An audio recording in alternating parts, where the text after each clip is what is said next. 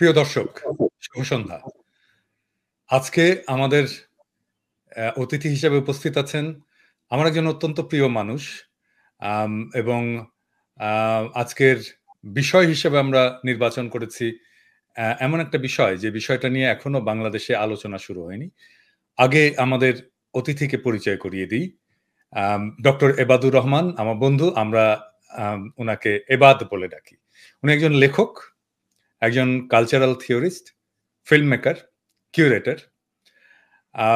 থাকেন এখন দেশে, কিন্তু কিছুদিন আগেও দেশে থাকতেন না। আরেকটা পরিচয় দিলে হয়তো আপনারা সকলেই খুব সহজে চিনে ফেলতে পারবেন। একটা বিখ্যাত সিনেমা হয়েছিল যা অনেক বিতর্ক তৈরি করেছিল সেই সময়। সিনেমাটার নাম মেহেরজান। এই মেহেরজান সিনেমার স্ক্রিপ্ট রাইটার ছিলেন আমাদের এবাদ। এবাদ গল্পও লেখেন, উপন্যাস লেখেন। আম তার মধ্যে দুটো উপন্যাসের নাম আমি বলতে পারি, দাস ক্যাপিটাল এবং গুলমোহর রিপাবলিক। এবাদ, আপনার দাস ক্যাপিটাল আমার কাছে আছে। যদি একটু ছেঁড়াফাটা, কিন্তু আছে, প্যারিসেও আছে। সো আমি এবাদের লেখা সবসময় পড়ি এবং কত নিবিড়ভাবে পড়ি সেটার প্রমাণ হচ্ছে এই বইটা। এবাদ এর পাশাপাশি সিনিয়র রিসার্চার এবং artist, academy of fine arts Vienna এবং বাংলাদেশের চলচ্চিত্র এবং টেলিভিশন ইনস্টিটিউটের ফিল্ম প্রডিউসিং ডিপার্টমেন্টের চিফ ইনস্ট্রাক্টর। এবাদ, আপনাকে স্বাগতম। অনেক ধন্যবাদ পিনাকিদা, এবং মজলিসের সব মেহমানকে আমার সালাম। আজকে আমরা আলোচনা করব, আমাদের একটা বিপ্লব হয়ে গেল বা গণ অভ্যুত্থান হলো, একটা বড় ধরনের রাজনৈতিক পরিবর্তন হলো, এবং পরিবর্তনটা হলো একটা দীর্ঘ সংগ্রামের মধ্যে দিয়ে এবং অনেক রক্তের বিনিময়। আমরা প্রায় তো রক্ত দিই, আমরা 1971-এ রক্ত দিলাম, আমরা এমনকি 47-এর দেশভাগের সময়ও রক্ত দিলাম, সেটা যেভাবেই দিই। আমরা বারে বারে রক্ত দিই, আমরা তার আগেও রক্ত দিয়েছি। আমরা রক্ত দিয়েছি বর্গীর আক্রমণের সময়, আমরা রক্ত দিয়েছি আমাদের জমিদার বিরোধী লড়াইয়ের সময়। আমরা রক্ত দিতে কখনো দ্বিধা করিনি। কিন্তু রক্ত দেওয়ার পরে যে সমাজটা তৈরি হয় বা হচ্ছে, সেই সমাজটা অনেকাংশেই আমাদের আকাঙ্ক্ষা বা প্রত্যাশাকে পূরণ করে না। এর পাশাপাশি আমরা সেই যে রক্তগুলো দিয়ে এসেছিলাম, সেই ইতিহাসের সাথে আমরা কানেক্ট করতে পারি না। তো এই যে রাজনৈতিক পরিবর্তনের পরে কেন একটা সাংস্কৃতিক পরিমণ্ডলেও একটা পরিবর্তন আনতে হয়, এই প্রশ্নটা আজকে আমাদের আলোচনার প্রথম বিষয়। আপনার কাছে প্রশ্ন, যে কেন এই রাজনৈতিক লড়াইয়ের পরে আমাদের সাংস্কৃতিক অঙ্গনে কাজ করতে হবে, কেন এটা জরুরি? এই আলোচনার জেনারেল ফরম্যাট থাকে, যেহেতু আপনার আমার একটা ঘনিষ্ঠতা আছে এবং আমরা যে কথাগুলো বলি আমাদের একে অপরের সাথে, আমরা জানি যে আমাদের পরিমণ্ডল এবং আমাদের অভিমুখী। আমি একটু অন্য ফরম্যাটে কথা বলবো, মানে আমাদের একটা ওই একতরফা আলোচনা না হয়ে হয়তো একটা আড্ডার মতো হবে। নিশ্চয়ই সেটা আরো আরো আরো আরো আকর্ষণীয় হবে আশা করি। হ্যাঁ, আর দ্বিতীয়ত যেটা আপনি যে প্রশ্নটা করলেন, এটা অসম্ভব পার্টিজান প্রশ্ন। আমি প্রশ্নকে কতগুলো ভাগ করে ধরে ধরে আগাই, তাহলে এই উত্তরের কাছে পৌঁছাতে সিকোয়েন্সিয়ালি আমরা খুব সুন্দর করে পৌঁছাতে পারবো। প্রথমে আপনি বললেন আমরা রক্ত দেই, বাঙালি মুসলমান রক্ত দেয়। কেন আমরা রক্ত দেই? রক্ত দিলে কি হয় আসলে? এবং আমাদের কসমোলজির মধ্যে শাহাদাত বরণ করা, হ্যাঁ, সেটা হতে পারে আপনি 90 দেখছেন, আমি 90 দেখছি। এটা হতে পারে জেহাদের লাশ, এটা হতে পারে ডক্টর মিলনের লাশ, এটা হতে পারে আমাদের বাচ্চা আবু সাইদের লাশ। এই লাশের শহীদের একটা অসম্ভব গুরুত্বপূর্ণ একটা ভূমিকা আছে। হ্যাঁ, সেইটা কি, এটা একটু আমরা প্রথমে বুঝি। আমার একটু করতে হবে, আমি ক্ষমা চাই সবার কাছে। আমরা যারা হেগেল পড়ছি, হেগেলের স্লেভ মাস্টার যে ডায়ালেকটিক্স, আমরা জানি যে মর্দে মুজাহিদ যদি আমৃত্যু যুদ্ধ না করে, তার মধ্যে যদি অ্যাপিনিয়ন স্পিরিটের উত্থান না ঘটে, হ্যাঁ, তাহলে গাইস্ট যেটা বলছে, রূহ যেটা, হ্যাঁ, যে স্পিরিট যেটা বলছে হেগেল, সেটা জাগে না। তো এটা অর্ধসত্য যে আমাদের আমৃত্যু একটা যুদ্ধ করতে হবে, আমৃত্যু আমাদের একটা সংগ্রামে যেতে হবে, কিন্তু হেগেল যেটা পরিষ্কার করে দিচ্ছে, উইথ আ পারপাস। সংগ্রাম কিন্তু লাইব্রেরিতে হয়েছে 60s-এ। হ্যাঁ, আমরা উগান্ডাকে নিয়ে ঠাট্টা তামাশা করি, উদি আমিনের উগান্ডা কিন্তু মারামারি হচ্ছে, অনবরত, রক্ত সারা বারবার দিচ্ছে। তো তার ফলে গাইস্টের জন্ম হচ্ছে, যার মানে বলে নবজাগরণ হচ্ছে সংস্কৃতি, নতুন রাষ্ট্র তৈরির যে নিয়ামক গুলো আসছে তা কিন্তু সবসময় না, এর জন্য একটা পারপাস থাকতে হবে। ঠিক আছে, এখন আমরা আসল আপনার প্রশ্নের জায়গাটা আসি, সেই পারপাসটা কি, এটা কে ঠিক করে দিবে? ঠিক আছে, আর বাঙালি 52-তে, আমরা যদি 52 থেকে ধরি কিংবা তার আগে আজাদি ধরি, ওরা বলে দেশভাগ, আমরা বলি আজাদি, আমরা যদি 48 থেকে ধরি, হ্যাঁ, চিরস্থায়ী বন্দোবস্তের বিলোপ এবং আমাদের নিজের দেশ পাওয়া, এই যে বারবার বাঙালি পার্টিকুলার একটা মোমেন্টে ট্রিগার্ড হয় এবং রাস্তায় নামে এবং রক্ত দেয় এবং সর্বাত্মক সংগ্রাম গড়ে তোলে, সেটা অভ্যুত্থান হতে পারে, বিপ্লব হতে পারে, সশস্ত্র সংগ্রাম হতে পারে, এটাও সশস্ত্র সংগ্রামী এক অর্থে। এইটা তখনই হয় যখন বাঙালির লোগোসটা আন্ডার ইরেজার যায় এবং বাঙালি এটা জটিল হয়ে গেল, আবার একটু যদি এটা এক্সপ্লেইন করেন লোগোস এই অংশটা। ওখানে আসছি যে আমাদের বাঙালি মুসলমানের কিছু আমরা দেখি এই সবচেয়ে বড় সাংস্কৃতিক ঢেউ কি আসছে। প্রথম একটা খুব বড় আলোচনা হচ্ছে যে আমাদের জাতীয় সঙ্গীত চেঞ্জ করতে হবে, হ্যাঁ, আমাদের আরো এই ধরনের কথা হচ্ছে। তো আমি দেখছি যে আমাদের বুজুর্গ মানুষ, যাদের আমরা অনেক ভালোবাসি, আমাদের 60s এর কমিউনিস্ট এবং অনেক, তারা এইটা বুঝতে পারছেন না যে এটা সাংস্কৃতিক গুরুত্বটা কি। এটা যে বাঙালি মুসলমানের কান্না, এটা যে একটা যে মানুষগুলো কখনো কোনো স্পেসে ভয়েস পায়নি, তারা যে বলতে চাচ্ছে এটা বুঝতে পারতেছেন না ওনারা। ওনারা কি বলতে চাচ্ছে? এখানে রবীন্দ্র বিরোধিতা, এই সেই, এই পাতলা আলাপ আমাদের বাদ দিতে হবে, এত সস্তা কথা এখানে হচ্ছে না। এখানে রবীন্দ্রনাথ কিসকে রিপ্রেজেন্ট করেন? রবীন্দ্রনাথ একজন মডার্নিস্ট, রবীন্দ্রনাথ একজন ব্রাহ্ম আন্দোলন, একটা মডার্নিস্ট আন্দোলন, যেটা বেঙ্গল রেনেসাঁর পরিপ্রেক্ষিতে বের হয়ে আসে, অসম্ভব সাম্প্রদায়িক একটা পরিপ্রেক্ষিতে বের হয়ে আসে। এটা নিয়ে আমরা পরে আরো আলোচনা করবো, এটা আরো কি কি প্রবলেম আছে। আমাদের এই আন্দোলন এবং পৃথিবীতে এই মুহূর্তে আর যা যা মূল আন্দোলন হচ্ছে, এই প্রতিটা আন্দোলনই প্রায় মডার্নিজমের বিপক্ষে। আমরা যে নিউ লিবারালিজমকে দেখছি, নিউ লিবারালিজম যেটা আজকে পৃথিবীর বিশ্ব প্যারাডাইম হয়ে গেছে, এটা মডার্নিজমের একটা রূপ, হ্যাঁ, মডার্নিটির একটা রূপ। ঠিক আছে, আজকে আমাদের যে আন্দোলনগুলা হচ্ছে, এটা এই মডার্নিটি, এই নিউ লিবারালিস্ট ডেকাডেন্সের বিরুদ্ধে আন্দোলন। আজকে বাঙালি মুসলমান তার উৎসে ফিরতে চাচ্ছে। আমি এখানে মূল কথাটা ব্যবহার করছি না, কারণ বাঙালি কসমোলজিতে আমার বিদ্যাবোধ অনুযায়ী শেকড়ের যে প্রতীক, এটা একেবারে নতুন। আমরা নদীর দেশ, আমরা উৎস নিয়ে কথা বলি। ঠিক আছে, তো বাঙালি মুসলমান উৎসে ফিরতে চাচ্ছে এবং সে উৎসে ফিরতে চাচ্ছে ট্র্যাডিশনের ভিতর দিয়ে, এবং সে মডার্নিজমকে ফাইট করে, মডার্নিটিকে ফাইট করে। তো এই জায়গায় রবীন্দ্রনাথকে নেগেট করছে। সে চাচ্ছে তার উৎসে ফেরার যে জার্নি, এটাকে রিপ্রেজেন্ট করে এমন কোনো কিছু যেন আমাদের রণসঙ্গীত হয়, আমাদের জাতীয় সঙ্গীত হয়, আমাদের রিপ্রেজেন্ট করে, আমাদের গাইসকে ধারণ করে। ঠিক আছে, তো এইটা হচ্ছে আমাদের সবার আগে বুঝতে হবে। এই আন্দোলনটা একটা ট্র্যাডিশনালিস্ট আন্দোলন, এই আন্দোলনটা একটা অ্যান্টি মডার্নিটি আন্দোলন।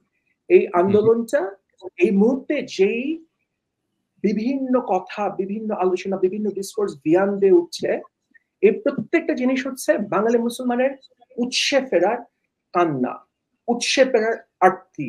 এখন এটা আমাদের অ্যাকনলেজ করতে হবে, এবং এই মুহূর্তে সবচেয়ে বড় ইন্টেলেকচুয়াল লেবার, যে কথাটা আপনি যে প্রশ্নটা করছেন এতক্ষণ আমরা আসলাম, সেটা হচ্ছে যে এই উৎসটা কি বাঙালি মুসলমান। হ্যাঁ, এবং এইটাকে ডিলিনেট করা, এটাকে আমি বলছি লোগোস। হ্যাঁ, লোগোসটা কি এটা আমরা ব্যাখ্যা করব, কিন্তু এই যে বাঙালি মুসলমান যা যা হতে পারে, যেটা হলো যে মুহূর্তে আমরা বেঙ্গল রেনেসাঁর পরিপ্রেক্ষিতে চলে যাচ্ছি এবং বেঙ্গল থেকে বের হয়ে আসা বাঙালি জাতীয়তাবাদ, যেটা আপনি আমি আমরা সবাই জানি, হ্যাঁ, আমরা সেটা ঢুকছি, আমরা আদারিং শুরু করে ফেলতেছি। আমরা জাতিবাদ শুরু করে ফেলতেছি। আচ্ছা, এবার এখানে আমি একটু ইন্টারাপ্ট করতে চাই, মানে একটু আমার বোঝার সুবিধার জন্যই। সেটা হচ্ছে যে আপনি যখন বলছেন বেঙ্গল রেনেসা, তো বেঙ্গল রেনেসা বলতে কি আমরা এটাই বুঝবো যে বেঙ্গলকে সেই সময়কার এলিটেরা ইউরোপ বানাতে চেয়েছিল, মনের দিক থেকে ইউরোপ বানাতে চেয়েছিল, যেটা আমাদের উৎস না। আমি কি ঠিক বললাম? একদম। আর আপনি এই প্রশ্নগুলো করলে আমার কথা বলা আসলে খুব ইজি হয়ে যাচ্ছে। এখন আমার লোগোস ডিফাইন করা খুব ইজি হয়ে যাবে। আচ্ছা, লোগোস কথাটার সাথে একটা সেন্স অফ মর্টালিটি, যেটাকে হাইডেগার বলে ফিনিচুড, তার একটা সম্পর্ক আছে। হ্যাঁ, যে এবং এই যে আমরা যখন আমরা সংগ্রামে যাচ্ছি, এখানে আমার বায়োলজিক্যাল শরীর শুধু বিপদে পড়ছে না। এখানে এই যে আমার লোগোস, যে আমাকে ইরেজ করে দিবে, আমার সত্তাকে নিশ্চিহ্ন করে দিবে, সেইটা বিপদে পড়ছে। আমি সেইটা রক্ষার জন্য আমি সংগ্রামে যাচ্ছি, সেটাকে প্রতিষ্ঠা করার জন্য, উদযাপন করার জন্য আমি সংগ্রামে যাচ্ছি। তো এটার জন্য আমাদের বাঙালিরাসের মেইন প্রবলেম যেটা হচ্ছে, আপনি যেটা বললেন, তারা সরাসরি বিখ্যাত গল্প আছে রাজা রায়কে, যখন যাচ্ছেন জাহাজে করে যাচ্ছেন, তো সামনে একটা জাহাজ আসতেছে, সে জাহাজে ফ্রেঞ্চ পতাকা উঠতেছিল। তো রামমোহন রায় উত্তেজিত হয়, ভিভ লো ফ্রান্স বলে এত উত্তেজিত লাফলাফি শুরু, সিঁড়ি দিয়ে পড়ে পা ভেঙে ফেলে নাই। হ্যাঁ, তো এটা একটা আমরা যদি প্রতীক হিসেবেও নেই, এবং সারা জীবন ওনার পা ভাঙা ছিল এবং ওনার ভুগতে হয়েছে। যাই হোক, এটা যদি আমরা প্রতীক হিসেবে নেই, যে ওনারা ইউরোপিয়ান রেনেসার এবং যে প্রধান লক্ষণগুলা, তারা যে বিশ্ব মানবতার কথা বলছে, স্বাধীনতার কথা বলছে, গণতন্ত্রের কথা বলছে, যেগুলো স্থাপন করবে এখানে এসে আমাদের পরিপ্রেক্ষিতে, এগুলা কিন্তু প্রত্যেকটা নেগেটিভ অ্যাবস্ট্রাকশন। এগুলাকে আপনি কখনো ডিটারমিনেট হিসেবে, আপনার যদি একটা রাষ্ট্রকে, একটা জনপদকে, একটা মানুষকে সংজ্ঞায়িত করতে হয়, লোগোসকে যদি আমাদের ধরতে হয়, হ্যাঁ, তাহলে আমার ডিটারমিনেটে যেতে হবে, আমার নির্দিষ্ট জিনিস কতগুলোতে যেতে হবে। যেরকম আমাদের একটা বাংলা ভাষা, আমাদের সংস্কৃত পাতিগুলো উপাদান একদম নির্দিষ্ট জিনিস। কিন্তু ইউরোপ তো কলোনিয়ালিজম করতে হবে, তাদের তো সারা পৃথিবীর মধ্যে নিজেকে শ্রেষ্ঠ পরিণত করতে হবে। হ্যাঁ, সে কারণে তাকে কিছু অ্যাবস্ট্রাক্ট করতে হবে, যেটা সে ডিফাইন করবে, যেটাকে আর কেউ ডিফাইন করতে পারবে না, যেটা সবসময় একটা নেগেটিভ থাকবে। বাক স্বাধীনতা, বিশ্ব মানবতা, হ্যাঁ, এইটা বললে পর, তাহলে সে যদি বলে যে আমি শুধু হোয়াইট রেসের স্বার্থ দেখবো, তাহলে কমিউনিজম কে মানবে? তাহলে তো প্রতি মুহূর্তে সংগ্রাম হবে। তাকে বলবে না, আমি বিশ্বের স্বার্থ দেখবো, আমি সবার উন্নতি দেখবো। আমি এবার আরেকটু আমার নিজের বোঝার জন্যই আর কি, এটা আরেকটু আমি করে নিই। প্রথমে আপনার প্রথম আলাপটা ফিরে যাই, যেটা আপনি শুরু করেছেন, আমার কাছে খুবই ইন্টারেস্টিং মনে হচ্ছে, যে শাহাদাত। আমরা জানি শাহাদাতের গুরুত্ব কি, হ্যাঁ, শহীদি মর্যাদা কি, সর্বোচ্চ মর্যাদা। ইসলামে তো সর্বোচ্চ মর্যাদা শহীদের। তাহলে শাহাদাত বরণ করাটাকে এত গুরুত্বপূর্ণ কেন বলা হয়েছে? তো আপনি যেটা বলছেন, আমি যদি ঠিক বুঝে থাকি, তাহলে হচ্ছে শাহাদাত বরণ করতে যখন যায় একজন বিপ্লবী, একজন যোদ্ধা, একজন মর্দে মুজাহিদ আমরা যদি বলি এটা ইসলামের ভাষায়, তাহলে সে যখন যাচ্ছে, সে তার শরীরকে, তার অস্তিত্বকে বিপদে ফেলে, কারণ সে মারা যেতে পারে, পঙ্গু হতে পারে, দৃষ্টিহীন হতে পারে। কিন্তু সে এই ঝুঁকিটা নেয় কেন? নেয় কারণ সে তার রূহ, আত্মা, তার স্পিরিটকে সে বাঁচাতে চায়, তার না, কালেকটিভ স্পিরিটকে সে বাঁচাতে চায়। সেই জন্যই শাহাদাত এত গুরুত্বপূর্ণ। আমি কি ঠিক বুঝেছি? একদম। এবং সে মহাজীবনের ডাক শুনে যাচ্ছে। আচ্ছা আচ্ছা, আরেকটা জিনিস তাহলে আমি এখানে আসি। ক্ষুদ্র স্বার্থ, আবার আমাদের কথায় কিছু প্যারোকিয়াল লবস চলে আসে। হ্যাঁ, আমরা বলি আমার ভাই মারা গেছে, সেই জন্য আমি যাচ্ছি, এই করছি, সেই করছি। তাই ঠিক আছে, আমাদের ভাইকে মেরেছে, এই বেদনা তো সত্যি। কিন্তু একজন শহীদ যখন যাচ্ছে, সে শুধু তার সম্প্রদায় অথবা তার একজন সত্যিকার বিপ্লবী যখন যাচ্ছেন, সম্প্রদায়, তার পরিবার, তার এদের এক্স্যাক্টলি কম কথাটা, সে তার উম্মার স্বার্থের জন্য যাচ্ছে। এবং এইখানেই গ্রিক লোগোসের সাথে আমাদের লোগোসের পার্থক্য। এখানে আমরা মাল্টিপোলারিটির আলোচনায় আসবো। আমি এই জায়গায় যাবো, আমার আলাপটা শেষ হয়নি, আরেকটা জায়গায় আরেকটু ক্লারিফিকেশনের জন্য বলছি। সেটা হচ্ছে যে আমরা যখন বলি যে বেঙ্গল রেনেসা এবং এটা নিয়ে নানা ধরনের সমালোচনা, আপনি যেভাবে প্রেজেন্ট করলেন, সেটা হচ্ছে, আমি বলেছিলাম যে রেনেসা ছিল এমন একটা আন্দোলন যেখানে বাঙালির মনকে ইউরোপের মনের মতো করে তৈরি করার একটা চেষ্টা হয়েছিল। কিন্তু ইউরোপের মনটা কেন আমরা গ্রহণ করবো না? ইউরোপ তো উন্নত রাষ্ট্র। আপনি বলছেন যেটা সেটা হচ্ছে উন্নত রাষ্ট্র, তাদের জীবন উন্নত, তারা সমৃদ্ধ, হ্যাঁ, তাদের সংস্কৃতি উন্নত বলে মনে করি। আপনি যেটা বলছেন যে ইউরোপ যে আমার সাথে যখন ইন্টারেক্ট করতে আসে, যখন আমার এখানে আসে, তখন সে বলে, তখন তো সে বলতে পারে না যে আমি তো তোমাকে উপনিবেশ বানাইতে আসছি। সেটা বললে তো তার উপনিবেশ টিকবে না। তাহলে তাকে সে বলে কিছু আমি বলতে রক্ষা হয়। করতে আসছি, তোমাকে হ্যাঁ? উন্নত করতে আসছি, হ্যাঁ, আমি তাহলে তোমাকে তাকে রক্ষা বলতে করতে তাহলে তাকে উন্নত বলতে করতে। হয় এমন কিছু কথা, যেই কথাটা দিয়ে সে তার এই উপনিবেশকে একটা হিউম্যান ফেস দিতে পারে, একটা মানবিক মুখশ্রী দিতে পারে। যেমন বলে বাক স্বাধীনতা, হ্যাঁ? মানবাধিকার, উন্নত শিক্ষা, উন্নত সংস্কৃতি, এই সমস্ত বলে। এবং সে তাকে নিজেকে একটা উন্নত জায়গায় স্থাপন করে। আমরা এই আন্দোলনের মধ্যে দিয়ে সেই ধারণাকে, সেই কনসেপ্টকে আমরা ফাইট করছি। তাই তো? আরেকটু বেশি, এটা একদম ঠিক আছে, আচ্ছা, আরেকটু বেশি।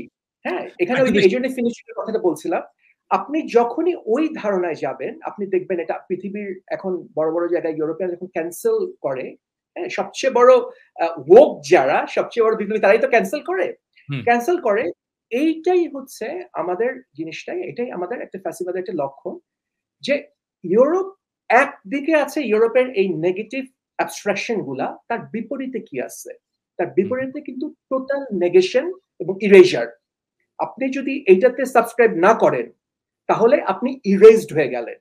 আপনি যদি মুক্তিযুদ্ধের চেতনায় বিশ্বাস না করেন, আপনি রাজাকার হয়ে গেলেন। তখন আপনাকে হত্যা করা আমার জায়েজ। আপনি যদি হ্যাঁ? সন্ত্রাসের বিরুদ্ধে অনন্ত যুদ্ধে আমার মিত্র না হন, তাহলে আপনি, না হন, তাহলে আপনি সন্ত্রাসী। হ্যাঁ, আপনি হ্যাঁ? সন্ত্রাসী। আর আমি সন্ত্রাস করলে এইটা হচ্ছে আমি গণতন্ত্রের জন্য করছি। আপনি যদি স্বাধীনতা যুদ্ধ করেন, আপনি সন্ত্রাসী একজন হয়ে গেলেন, জঙ্গি হয়ে গেলেন। তাই না? তো একদিকে হচ্ছে ওদের এই মতবাদগুলো, হ্যাঁ, ওর নেগেটিভ অ্যাবস্ট্রাকশন গুলো যেটা ওরা ডিফাইন করে। এখানে আমাদের কোনো, হ্যাঁ, এই সিগনিফায়ার আমরা কিছু এড করতে পারছি না। আর অন্যদিকে এটার বিপরীতে টোটাল নেগেশন। হ্যাঁ, এটা বিপরীতে টোটাল আমরা ইরেজ করে দিচ্ছি, আর কিছু নেই। কিন্তু আমরা যে কথা বলছি, আমরা যে যখন ফিনিশিং কথা বলি, একজন মর্দে মুজাহিদ যখন মহাজীবনের ডাকে তার জীবন উৎসর্গ করে, তার বিপরীতে কিন্তু আরো অনেক অনেক ছোট ছোট, হ্যাঁ, ছোট ছোট ফিনিচিউড, ছোট ছোট লোগোস আছে যাদের সাথে আমরা ডায়ালগ করতে পারি, আচ্ছা, নেগেশন না। আপনি যদি আচ্ছা। বাঙালি না হন, যেটা আমাদের জাতির পিতা বলছে যে তোরা সব বাঙালি হয়ে যা, হুম, হ্যাঁ, আপনি যদি পাহাড়ি সাঁওতাল হন, তো সম্ভব না, আপনার সব বাঙালি হয়ে হুম, যেতে হবে। আজকে আমাদের হুম, পাহাড়ে হুম, গন্ডগোল।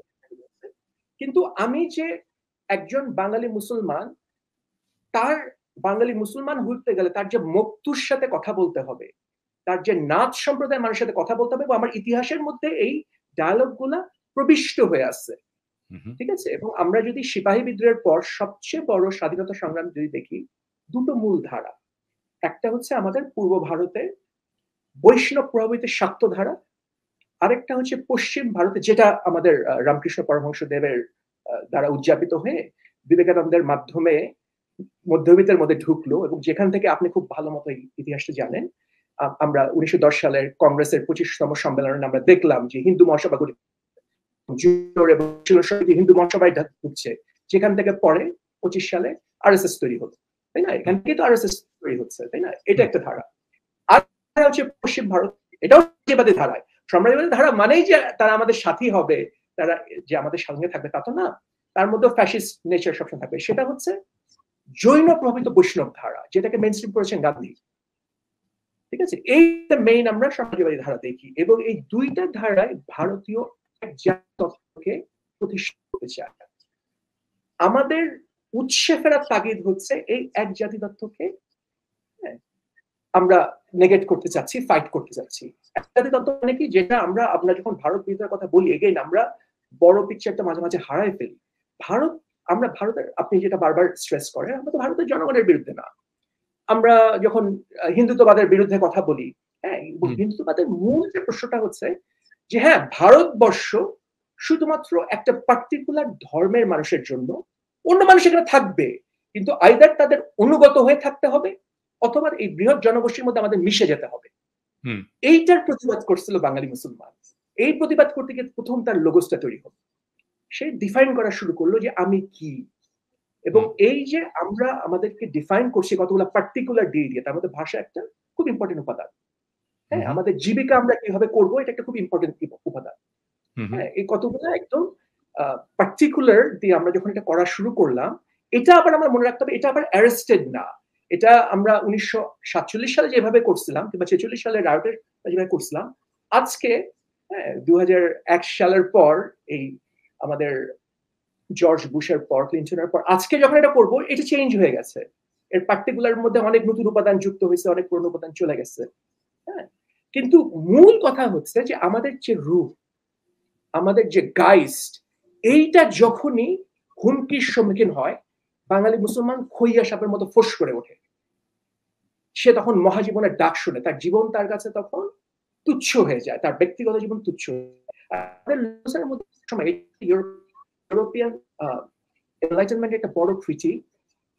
ওদের লোগোস, গ্রিক লোগোস সবসময় ব্যক্তিকে নিয়ে কাজ করে, আমাদের লোগোস কাজ করে উম্মাকে নিয়ে। আমরা এখানে বলছিলাম না যে উৎসে ফিরতে চায়, এবং আজকে একজন ইন্টেলেকচুয়ালের মেইন দায়িত্ব, আপনারা যখন সংস্কৃতি তৈরি করব, আমাদের ট্র্যাডিশন রেখে তো আমার সংস্কৃতি তৈরি করতে হবে, মেইন দায়িত্ব হচ্ছে এই উৎসকে ডিজিগনেট করা। এই উৎস কি? বাঙালি মুসলমানের কালচার, রাজনীতি, স্পিরিটের উৎসটা কি? এটা কি ইসলাম? এটা কোন ইসলাম? এটা কি বেঙ্গল বলকান কমপ্লেক্সের নদী পাড়ের মধুর ইসলাম, না মরুভূমির উষর ইসলাম? এখানে তালাক আসাদের কথা আসতে পারে। হ্যাঁ, উনি যখন অর্থোডক্স ইসলামের কথা বলছে, সেটা তো অন্য আলোচনা, বড় আলোচনা।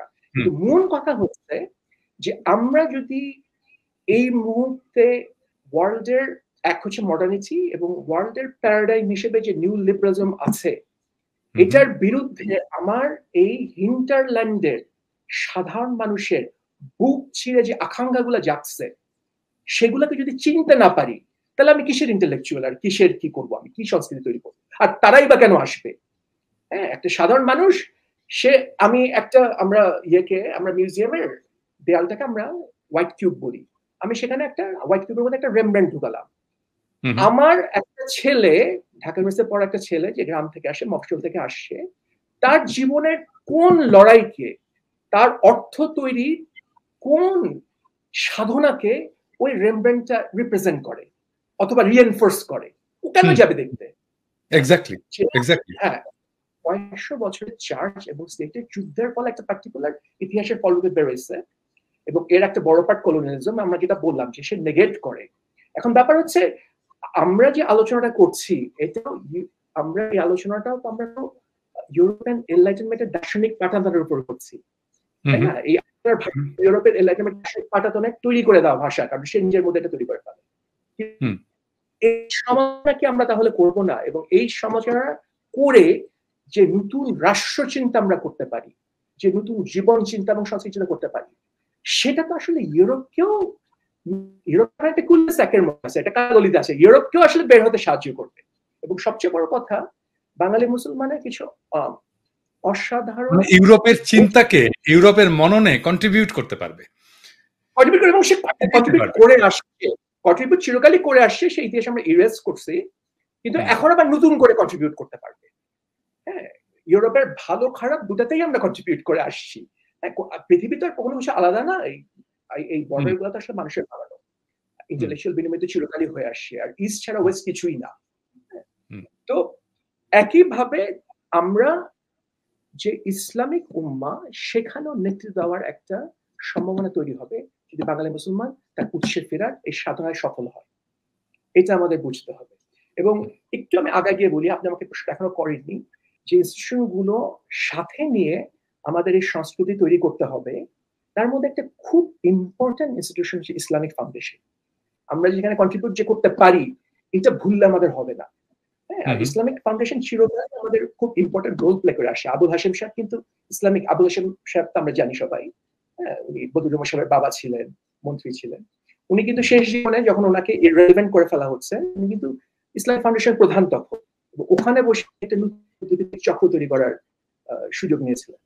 যাই হোক, তো এইটা হচ্ছে তার মানে ইউরোপের জায়গা থেকে উত্তরটা, যে এটা আরো ভয়ঙ্কর, শুধু ওরা তা না, এই নেগেশনের এগেইনস্ট আমাদের ফাইটটা করতে হবে। যে আমরা যদি এই ইউরোপিয়ান এই জিনিসগুলো না মানি, যেরকম আপনি মাঝে মাঝে বলেন না যে আমার আজকে ইউরোপের যদি কথা শোনাতে আমার হিউম্যাননেস নিয়ে কথা বলতে হবে, আমার বাসায় নিয়ে কথা বলতে হবে, এটা একটা ভয়ঙ্কর ফাঁদও, কিন্তু আমাদের এটা সচেতন থাকা দরকার। কারণ এর বিপরীতে কি? এর বিপরীতে কিন্তু টোটাল নেগেশন। কারণ ওরা যেভাবে বাক স্বাধীনতা বুঝে আমার পার্টিকুলার মধ্যে তো আমি এভাবে বাক স্বাধীনতা বুঝবো না।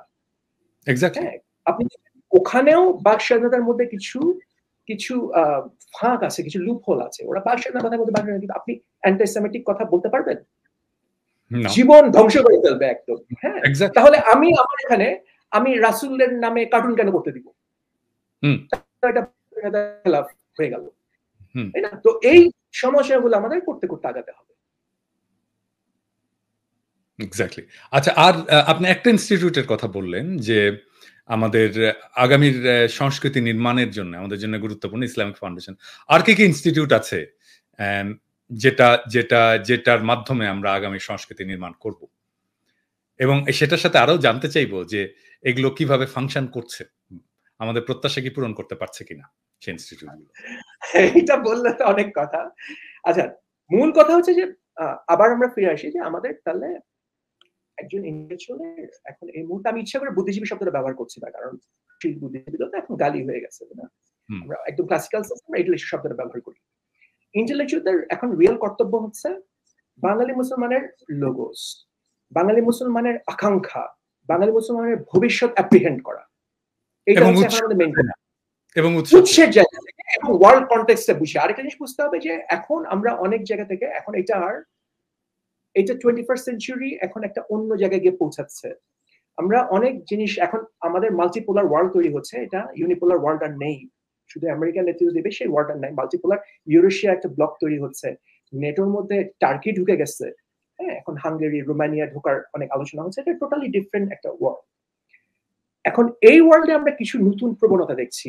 এক হচ্ছে যে আমরা সাম্রাজ্য আর পাবো না, সাম্রাজ্য আর ওই অর্থে হবে না যে অর্থে আগে ব্রিটিশ সাম্রাজ্য ছিল কিংবা আমেরিকান সাম্রাজ্য ছিল, কিন্তু সিভিলাইজেশনাল ব্লক তৈরি হচ্ছে।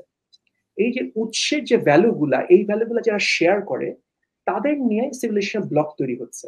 হ্যাঁ, আমরা রাশিয়াতে দেখছি পুতিন যেটা করছেন, আলেকজান্ডার দুগিন এই মুহূর্তে পৃথিবীর সবচেয়ে বড় হাইডেগার বিশেষজ্ঞ, উনি ওনার উপদেষ্টা, ওনারা যেটা চিন্তা করছেন এটা একটা সিভিলাইজেশনাল ব্লক, ওরা যেটাকে ইউরেশিয়া বলে। হ্যাঁ, আমেরিকার সিভিলাইজেশন এবং আমেরিকার রাইটিস্ট লেফটিস্ট দুই পক্ষই সিভিলাইজেশন ব্লক তৈরি করার চিন্তা করছে। ভারতের আরএসএস, হ্যাঁ, ভারতের এই মুহূর্তে মোদী সরকার যেটা করছে, ওরাও কিন্তু একটা সিভিলাইজেশন ব্লক তৈরি করার চেষ্টা করছে।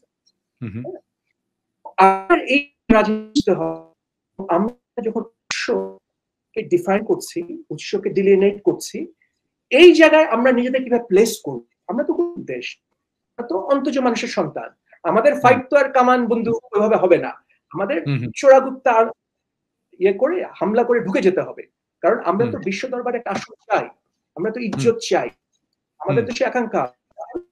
এই যে নতুন ব্যবস্থা তৈরি হচ্ছে, একটা শাফলিং এর মধ্যে আমরা যাচ্ছি, এখানে কোন নিজেকে আমরা এই উৎস তৈরি করে কোন কমিশন নিজেকে সংযুক্ত করতে পারি, সেখানে আমরা কি কন্ট্রিবিউট করতে পারি, কোন ল্যাঙ্গুয়েজে করতে পারি, এটাকে আমরা সিনেমার ল্যাঙ্গুয়েজে করবো না ফাইন আর্টসের ল্যাঙ্গুয়েজে করবো না সাহিত্যের ল্যাঙ্গুয়েজে করবো, সেটা কিভাবে আমরা হাজির করবো, প্যাকেজিংটা কি হবে, এইটা খুব জরুরি যে আমরা কাজ করছি লোকালি, চিন্তা করছি গ্লোবাল কনটেক্সটে, কারণ এখন তো গ্লোবাল লোকাল আমাদের পরস্পর আমরা বিনিময় করতে করতে আগাচ্ছি, তাই না?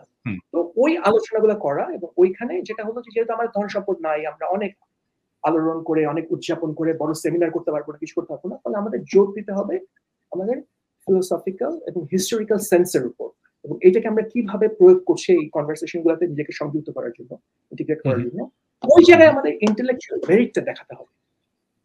এই জন্য মেইন প্রবলেম, ফ্যাসিজমের যে প্রবলেম যেটা হয়, এটা তো মেরিটোক্রেসি নষ্ট করে দেয়, আসল লোকগুলো তো উপরে উঠতে পারে না। তো ওই মানুষগুলাকে আমাদের প্রতিষ্ঠানগুলোতে টেনে টেনে তুলতে হবে। আর আরো এগুলা আমি একটু অ্যাবস্ট্রাক্ট কথা বলে ফেলতেছি, এরিফেরি কথা বলে ফেলতেছি, আমি আরো কনক্রিট ভাবে উদাহরণ দিয়ে বলবো। তো যে ইনস্টিটিউটগুলো আমাদের লাগবে, এটা আমার চিন্তা না, এটা একদম ক্লাসিক্যাল ভাবে আমরা যেটা জানি, হিস্টোরিক্যাল আমরা যেটা জানি, সেটা হলো যে একটা রাষ্ট্র, আমাদের মতো একটা রাষ্ট্রের যে ন্যারেটিভ, হ্যাঁ, যেখানে লোগোসটা, যেটাকে ওরা মুক্তিযুদ্ধের চেতনা বলতো, চেতনাই স্ফুটিত হবে, এটা করে হচ্ছে ইউনিভার্সিটি এবং মিউজিয়াম। ঠিক আছে? আর কিছু যেরকম ফ্রান্স মতো, ওদের ভাষা খুব ইম্পর্টেন্ট, ওরা ফ্রেঞ্চ একাডেমি তৈরি করছে, কারণ আমরাও তো একটা সময়ের মাধ্যমে বাংলা একাডেমি তৈরি করছি, বাংলা একাডেমির মধ্যে সংযুক্ত হয়, কারণ বাংলায় গবেষণা করার জন্য ওদের কাজ তো আর ডিকশনারি ছাপা আর মেলায় বই বেচে ব্যবসা করা না, ওদের মেইন কাজ তো গবেষণা করা, তাই না, নতুন জ্ঞান উৎপন্ন করা, তো বাংলা একাডেমি শামিল হবে। আচ্ছা, আর এই যে ন্যারেটিভ হবে, এটাকে পারপেচুয়েট করবে আমাদের ফিল্ম, আমাদের এফডিসি, এটাকে পাবলিশ করবে আমাদের চারুকলা অনুষদ, এটাকে পাবলিশ করবে আমাদের শিল্পকলা একাডেমি, বিভিন্ন। কিন্তু সত্যিকার নতুন জ্ঞানের উচ্চারণটা হবে গবেষণার মাধ্যমে আমাদের ইউনিভার্সিটি থেকে, বাংলা একাডেমি থেকে, এবং আমাদের জাদুঘর। জাদুঘর মধ্যে একটা মেইন জায়গা, নতুন জ্ঞান তৈরির জায়গা, ঠিক আছে? এইটা আমাদের করতে হবে। এখন ধরেন আমি কনক্রিট ভাবে এখন বলি, এখন আমাদের তো স্ট্র্যাটেজিক্যালি এগোতে হবে। এখন ধরেন বাংলা একাডেমি, তার এখন যদি আমি বলি, হ্যাঁ, এমন হতাম যে আমাদের একজন মানুষ, খুব জ্ঞানী মানুষ, বাংলা একাডেমির প্রধান, হ্যাঁ, আমাদের আজম আমার খুব স্নেহের পাত্র। আজম ধরেন আমাদের একটা সেমিনার হচ্ছে, সেখানে আমরা বাংলা একাডেমির এজেন্ডা ঠিক করব। আমি যদি হতাম, আমার প্রস্তাব হতো বাংলা একাডেমির এখন প্রথম কাজ হচ্ছে বাংলা ভাষাকে ধ্রুপদী ভাষার মর্যাদা দেওয়া। এটা একটা ভয়ঙ্কর ব্যাপার এবং এটা খুব স্ট্র্যাটেজিক ব্যাপার। বাংলা ভাষা কিন্তু ধ্রুপদী ভাষা হিসেবে বিবেচিত না পৃথিবীতে। পূর্ব ভারতে উড়িয়া ভাষা হয়ে গেছে ধ্রুপদী ভাষা, তারা এই মর্যাদা আদায় করে নিচ্ছে, আদায় করে নিয়ে গেছে। কি হয়েছে এখন, এটার ফলে কি হলো, আপনি দেখবেন জয়দেব হচ্ছে একজন উড়িষ্যার মানুষ। জয়দেব যে সেন রাজার দরবারে একজন প্রধান কবি ছিলেন, এটা ইরেজড হয়ে গেছে। গীত গোবিন্দ যে আমাদের বৈষ্ণব সাহিত্যের এবং আমাদের কালচারের একটা মাইলস্টোন, এটা ইরেজড হয়ে গেছে। এটা হয়ে গেছে এখন উড়িষ্যার সম্পদ। 2 নাম্বার, চর্যাপদের আমাদের সম্পদ। আপনি যদি যান, যেহেতু উড়িয়া ক্লাসিক্যাল, চর্যাপদের কাছে উড়িয়া সাহিত্যের অংশ, এবং এইটা একটা জিনিস, এটা হতেই থাকবে। হ্যাঁ, তো এখন যদি আমরা বাংলা ভাষাকে ক্লাসিক্যাল ভাষা মনে দিতে আমাদের যা যা গবেষণা করতে হবে, যা যা করতে হবে, এইটা যে মুহূর্তে করি অ্যানথ্রোপোলজিক্যালি। আরেকটা ব্যাপার হচ্ছে হিস্ট্রি, প্রি হিস্ট্রি, আমাদের মিডল এজের হিস্ট্রি খুবই প্রবলেমেটিক, উল্টা পাল্টা হয়ে নাই। তো মিডল এজ এবং প্রি হিস্ট্রি যেটা, সেইগুলাতে আমাদের যে একদম চন্দ্রকেতুগড় থেকে গঙ্গা রিদির, হ্যাঁ, যে সমস্ত ইতিহাস, এগুলোর উপর আমরা আবার দখল নিতে পারবো এবং আরএসএস এর সবচেয়ে বড়, হিন্দুত্ববাদের সবচেয়ে বড় অস্ত্রটা ধ্বংস হয়ে যাবে। কেন, কিভাবে? কারণ ওরা এটাকে ব্যবহার করে প্রমাণ করছে যে বাঙালি মুসলমান তারা হচ্ছে বহিরাগত, এবং এই এলাকার মানুষ, হ্যাঁ, পুরা ন্যারেটিভ তৈরি করছে যে বাঙালি ভাষা ছাড়া আমরা আর এই কালচারের সাথে কিছুই কোনোভাবে সম্পৃক্ত না। আর বাংলা বললে যদি বাঙালি হয়, ইংরেজি বললে তো ইংরেজি হয়, তো আমরা তো ইংরেজি বলি, আমরা তো ইংরেজি হয়ে গেছি। বলে বাঙালি বলা, ওরা বাঙালি, বাঙালি বলে দেখি ওরা বাঙালি, এমন কোনো কথা নাই। হ্যাঁ, বলে তারা যে আমাদের একটা আদারাইজেশন করছে এবং আমাদের বিরুদ্ধে বিভিন্ন সহিংসতা পটভূমি তৈরি হচ্ছে, এটা পুরো বিকল হয়ে যাবে। হ্যাঁ, এটা তো আমি বলছি পলিটিক্যাল স্ট্র্যাটেজির কথা, কিন্তু আপনি যদি শুধু জ্ঞানতত্ত্বের কথা বলেন, এটা তো আমাদের রায়। জিনিসগুলো চর্চা করতে আমাদের উৎসে ফেরাটা আমাদের অস্তিত্বের জন্যও জরুরি, এবং আমাকে উৎস থেকে বিচ্ছিন্ন করে দেওয়াটাও একটা রাজনীতি, এবং আমাকে উৎস থেকে যদি বিচ্ছিন্ন করে দিতে পারে, তাহলে হিন্দুত্ববাদীরা জিতে যাবে। আরেকটা এইভাবে আমি বলি, আমরা ধরেন, আমরা একটু প্র্যাকটিক্যাল ভাবে যদি বলি, হ্যাঁ, ধরেন আমাদের কলকাতার মানুষরা, পশ্চিমবঙ্গের ছোট বাচ্চারা, ওদের কথা ধরি না, আমাদের গালাগালি করে না, ওরা কাংলু মাংলু বলে, এগুলো আমার না গায়ে লাগে না। কেন গায়ে লাগে না জানেন পিনাকিদা? কারণ হচ্ছে কি, এইসব কথার তো কোনো মেটেরিয়াল সাবস্টেন্স নাই এবং সিভিলাইজেশনাল সাবস্টেন্স নাই। হ্যাঁ, তো হাজার কথা, আমরা তো একটা রাষ্ট্র করে ফেলছি, হ্যাঁ, আমাদের মেটেরিয়াল সাবস্টেন্স তৈরি হয়ে গেছে। হ্যাঁ, আমি জীবানন্দ দাশ 1952 সালে দেশ পত্রিকা একটা লেখা ছাপছিল, এবং সেই লেখায় উনি পরিষ্কার বলছে যে পশ্চিমবঙ্গে বাংলা ভাষা মরে যাবে। পশ্চিমবাংলায় কেন এবং পূর্ব বাংলায় বাংলা ভাষা সজীব হয়ে উঠবে। কেন মারা যাবে? কারণ বাংলা ভাষার যেরকম প্রবাহ, এই প্রবাহে বিভিন্ন পেশার মানুষের নতুন শব্দ এবং নতুন জ্ঞান এবং নতুন প্রাণ আসতে হবে। তো আমাদের পুরা বাংলাদেশের মেইন উৎপাদনের জায়গা তো হচ্ছে পূর্ব বাংলা। চাষবাস হচ্ছে এখানে, বিভিন্ন রকম বাণিজ্য হচ্ছে, ফলে নতুন পুঁজি আসছে, তার সাথে নতুন প্রাণ এবং জ্ঞান এসে ভাষাকে পুষ্ট করছে। ভাষা তো শব্দ না, শব্দের পিছনে ধারণাগুলো যদি নতুন ধারণা না হয়, তাহলে তো ভাষা পুষ্ট থাকবে না। আর পশ্চিমবঙ্গে কোনো ভারী শিল্প নাই, পশ্চিমবঙ্গে রিয়েল এস্টেট অন্য মানুষের দ্বারা দখল হয়ে যাচ্ছে, হ্যাঁ, সিন্ধি এবং মারোয়ারিরা কিনে নিচ্ছে। তো সেইভাবে তাহলে পশ্চিমবাংলা যখন বলে যে আমরা হচ্ছি রবীন্দ্রনাথের অধিকারী, আমরা হচ্ছি বাংলা ভাষার ভ্যানগার্ড, এটা তো কোনো মেটেরিয়াল সাবস্টেন্স, এটা একটা ফাঁকা বুলি হয়ে গেল। ফলে আমাদের ওই গালাগালি, ঝগড়াঝাটি, ওগুলা বাদ দিয়ে আমাদের মেটেরিয়াল সাবস্টেন্স কনসেন্ট্রেট করতে হবে।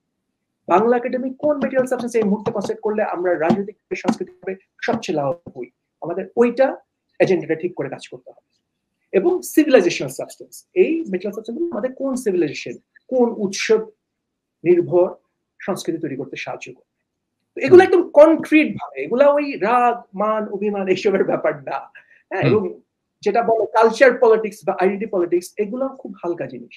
আইডেন্টি পলিটিক্স আলটিমেটলি কালচার, এবং কালচার পলিটিক্স কালচার, এটা রিয়েল পলিটিক্স না, রিয়েল পলিটিক এটা না, এবং পলিসির সাথে এটা সরাসরি সংযুক্ত না। আমাদের মেটেরিয়াল সাবস্টেন্স বেসড সংস্কৃতি চিন্তা করতে হবে, যেটা আমাদের উৎসের সাথে সম্পৃক্ত।